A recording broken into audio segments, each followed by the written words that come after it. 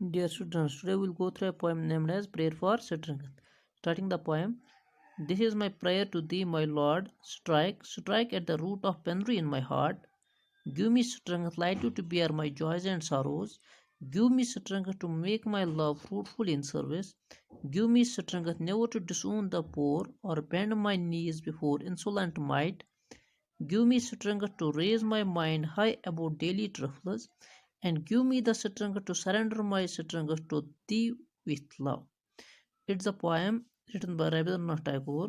First, I will say you the meanings of some words like penury, it means extreme poverty. A word used in this poem is insolent, which means obnoxious.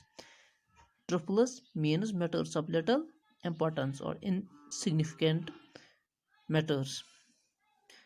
This is an inspirational poem by Rabindranath Tagore. The poem is in the form of prayer, and the poet is asking the Lord to provide him strength so that he can overcome all the hurdles in life. The poet does not talk of any material poverty. He does not want any spiritual weakness in his heart. He prays to God to drive away all spiritual weaknesses from his soul. He wants it to be removed from the root of his heart. There should be no room for it in his life whatsoever. He wants such spiritual strength that will enable the poet to bear his joys and sorrows without any sort of complaining. That's why he wants God to strike at the root of penury in his heart. He prays for strength to bear his joys and sorrows easily with equanimity.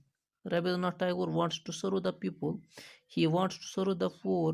He wants to be one with the poor. He does not want to disown them. He does not want to bow to the insolent behavior of the rich. He does not want to bow to their strength. He does not want to be disturbed by the daily troubles of life. He wants to raise his mind above them. The poet wants to surrender himself completely to the will of God with all love. He prays to God to give him strength for all these. The poem begins with the poet asking Lord to strike at the very poverty in his heart.